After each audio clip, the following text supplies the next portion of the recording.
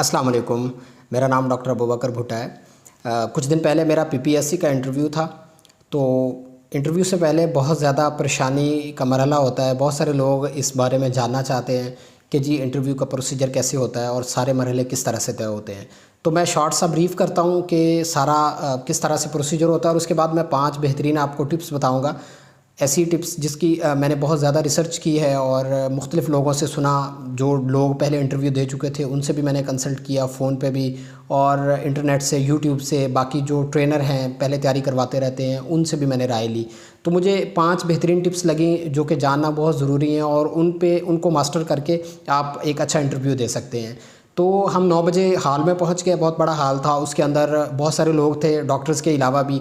तो मोबाइल वहाँ जमा हो गए। उसके बाद साइड पे एक लाइन होती है जिसमें आपने खड़े हो जाना है और वहाँ पर आपने कॉल लेटर दिखाना है जो पीपीएससी की तरफ से आया होता है। वो आपका डाटा चेक करते हैं। उसके ऊपर आपको एक छोटी सी पर्ची पेस्ट कर देते हैं। पर्ची के ऊपर आपकी डिटेल होती है कि आपने किस मंजिल पे या किस फ्लोर पे जाना है और आपका रूम नंबर कौन सा है। तो आप रूम नंबर के सामने पहुंच गए। वहाँ डॉक्यूमेंट्स की वेरिफिकेशन होती है, साथ वहाँ आपकी अटेंडेंस ली जाती है। मेरा सीरियल नंबर में चौथा था नंबर। पहले नंबर पे मेरे डॉक्यूमेंट्स वेरीफाई हो गए।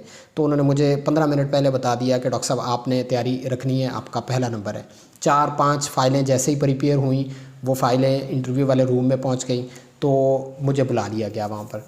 तो मैं वहाँ इंटरव्यू वाले रूम में इजाज़त लेके बैठा।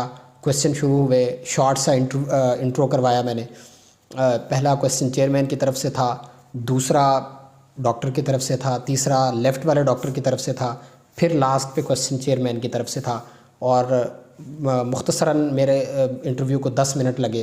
तो उन्होंने मुझे कहा जी डॉक्टर साहब थैंक यू सो मच। तो मैं बाहर आ गया। लेकिन बहुत सारे लोगों के साथ मुख्तलिफ़ मरहला भी होता है कि बाज़ लोगों का इंटरव्यू आधे घंटे का चला जाता है, क्योंकि आपके इंटरव्यू से ही उन्होंने क्वेश्चन निकालने होते हैं। अगर आप डिफ़िकल्ट आंसर करते हैं, ऐसी चीज़ें बीच में मेंशन करते हैं, तो वो उन्हीं में से ही क्वेश्चन करते हैं और फिर आपको जज करते हैं। तो जो मैं थोड़े से फ़िगर बता देता हूँ। ख़ास तौर पे मेडिकल ऑफिसर्स और डब्ल्यूएमओज़ के जो इंटरव्यू थे, उनकी स्ट्रेंथ जो पीछे से चल रही हैं सीटें, एमओज़ की 1000 सीटें और उस पे एप्लीकेंट तकरीबन 8200, और डब्ल्यूएमओज़ की 500 सीटें हैं और उसके ऊपर 11200 के करीब तकरीबन एप्लीकेंट हैं। तो मुझे वहाँ कैलकुलेशन में थोड़ा सा तकरीबन ऐसे लगता है कि उन्होंने एक दिन के अंदर, या वो जो 20 एमओज़ को बुलाया होता है उनमें से उन्होंने एक बेहतरीन बंदा वहाँ सेलेक्ट करना होता है कि जो उनको वहाँ हर तरह से बेहतरीन उस जॉब के लिए लगता है या वो उन्हें इम्प्रेस कर पाता है। तो टिप्स इस तरह से हैं 5, जो सारी चीज़ों का लुब-ए-लुबाब है। जो मुझे लगा है, बहुत सारा कंटेंट यूट्यूब के ऊपर भी है, बाकी लोग भी बताते हैं। सबसे पहले है कि आपने डॉक्यूमेंट्स को अच्छी तरह से अरेंज करना है। क्योंकि डॉक्यूमेंट्स आपसे पहले रूम के अंदर पहुंच जाते हैं। वो जो चेयरमैन होता है, पैनल होता है, वो आपके डॉक्यूमेंट्स देखता है, उसके बाद जहन में एक तासुर बना लेता है। तो डॉक्यूमेंट्स अच्छी तरह से कवर हों और उनको अच्छी तरह से अरेंज किया गया हो। बाकी जो डॉक्टर्स के इंटरव्यू होते हैं उनमें सीवी अंदर नहीं जाती, जस्ट आपके ओरिजिनल डॉक्यूमेंट्स अंदर जाते हैं और उनका एक फॉर्म होता है जो पूरी एक समरी होती है। उनकी सो कॉल्ड अपनी एक सीवी होती है, वो फ्रंट पे उन्होंने लगाई होती है। तो उसके बाद मरला आता है ड्रेसिंग का। मैं ख़ुद बहुत ज़्यादा परेशान था ड्रेसिंग के बारे में, क्योंकि मैं शलवार कमीज़ वेस्ट कोट पहनता हूँ। तो मैंने इस पर बहुत ज़्यादा रिसर्च की कि बेहतरीन लिबास कौन सा होना चाहिए पीपीएससी के लिए।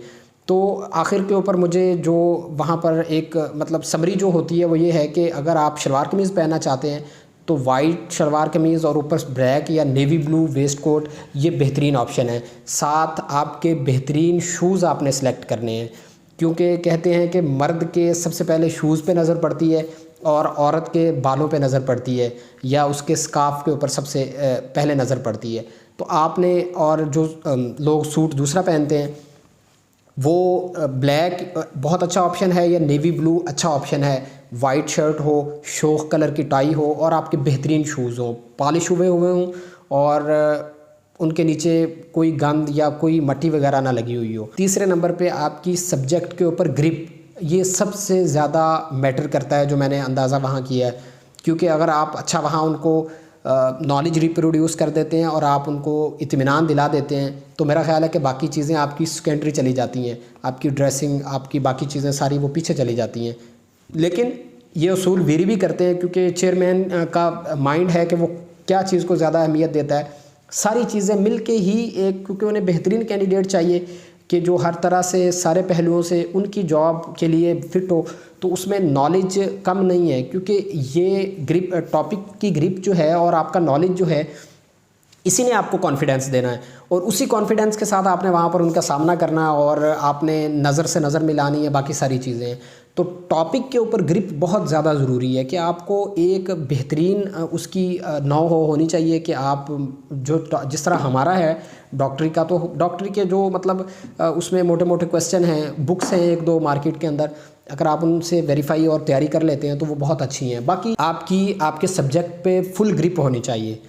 सबसे अहम बात यह है कि उनमें क्लैरिटी होनी चाहिए। अगर वो कोई क्वेश्चन आपसे पूछते हैं, उसकी बहुत लंबी डेफिनेशन है, तो इंग्लिश में और उर्दू में जैसे भी आपकी जिस ज़ुबान पे कमांड है, तो उसको सादा करके, अच्छा करके, क्लैरिटी के साथ बताएं वहाँ पर, कि ऐसे लगे कि इस बंदे को इस पे पूरी ग्रिप है और महारत है। उसके अंदर आपको कोई भी क्वेश्चन पूछते हैं वो, तो उसको ज़रा ठहर के 1 मिनट के लिए सोचें और फिर उसको सिस्टेमिक वे के अंदर उसको रिप्लाई दें। कि कोई भी क्वेश्चन आता है तो उसको पहले समराइज़ कर लें, रैंडम ना दें, आगे पीछे से चीज़ें जोड़ के ना बताएं। ब्रेन भी आपका मेमोरी के हवाले से सिस्टेमिक वे में चीज़ें ज़्यादा याद रखता है अगर आप उनको ग्रुप में बना के वहाँ बताते हैं। अगले बंदे को भी अच्छा महसूस होता है कि इसने बहुत अच्छा कंपाइल किया हुआ है, तो ये बड़ा अच्छा तासुर देता है। और आपके पास मार्जिन भी होता है कि आप ग्रुप्स बताते हैं, उनमें चीज़ें फिट करते हैं और अपना वहाँ आंसर दे देते हैं। लेकिन सबसे मेन बात मैं बार बार बता रहा हूँ कि क्लैरिटी बहुत ज़रूरी है। वहाँ पर चीज़ों को मिक्स नहीं करना, चीज़ों को इंटरमिंगल नहीं करना। अगर आपको आंसर नहीं आता तो सॉरी कह के आप खामोश हो जाएं, सबसे बेहतरीन ऑप्शन है, बजाय इसके कि आप रॉन्ग आंसर करें। ये एक अच्छा इंप्रेशन नहीं डालता। अच्छा, उसके बाद क्वेश्चंस के दरमियान आपने आई कांटेक्ट मेंटेन रखना है। आई कांटेक्ट मेंटेन रखना बहुत ज़रूरी है। ये आपके कॉन्फिडेंस और आपकी शख्सियत के बारे में बताता है। 3 सेकंड का कांटेक्ट बहुत ज़रूरी है फीमेल्स के लिए ख़ास तौर पे। अगर आप आंखों में नहीं देख सकते तो माथे पे देखा जा सकता है। और एक बंदे ने पैनल में से क्वेश्चन किया है, तो कोशिश आपने ये करनी है कि आपने तीनों को तकरीबन बराबर अहमियत देनी है। अब अगर आप एक बंदे को ज़्यादा अहमियत दे रहे हैं और बाकी 2 लोगों को इग्नोर कर रहे हैं, तो वो फिर माइंड करते हैं, अच्छा नहीं लगता उन्हें। असल ये है कि पैनल वालों को ये लगना चाहिए कि ये बंदा हमें इम्पोर्टेंस दे रहा है, ये हमें अहम समझ रहा है, क्योंकि दुनिया में हर बंदा अटेंशन चाहता है, इम्पोर्टेंस चाहता है। तो आपने बराबर तीनों को इम्पोर्टेंस देनी है, उन्हें अटेंशन देनी है। लेकिन सबसे ज़्यादा जिसने आपसे क्वेश्चन पूछा है, क्वेश्चन को आंसर करते वक्त तीनों की तरफ देखें, नज़रों से नज़रें मिलाएं, 3 सेकंड मैक्सिमम होते हैं। इसे कंफर्टेबल होकर बैठे वहाँ पर, कोई परेशानी नहीं है। आपके क्वेश्चन मिस भी होते हैं ना, आप सिस्टेमिक वे में कॉन्फिडेंस के साथ आंसर कर रहे हैं, तो एक अच्छा व्यू जाता है, क्योंकि किसी बंदे से भी कोई भी आंसर मिस हो सकता है। अब मेरा 5 साल का सिलेबस है MBBS का, तो आप किसका ख्याल है, या उनका ख्याल ये तो नहीं है कि मुझे 5 साल का नॉलेज फिंगर टिप्स पे होना चाहिए। हाँ, जिसमें मैं काम कर रहा हूँ, जो लेटेस्ट चीज़ें हैं, जो कॉमन चीज़ें हैं, वो मुझे आनी चाहिए, और वो मुझे अच्छे तरीके से एक्सप्लेन करनी आनी चाहिए, क्लैरिटी के साथ, सिस्टेमिक वे के साथ। और यही चीज़ इम्पॉर्टेंट होती है। आप को नई चीज़ें आ रही हैं तो ये नेगेटिव इम्पैक्ट नहीं डालता इंटरव्यू में, मैं बार बार बता रहा हूँ। और उसके बाद जब इंटरव्यू ख़त्म हो जाता है तो उनको आपने थैंक ज़रूर कहना है, या उनको आपने कोई ना कोई अच्छा वहाँ पर सेंटेंस ज़रूर बोलना है कि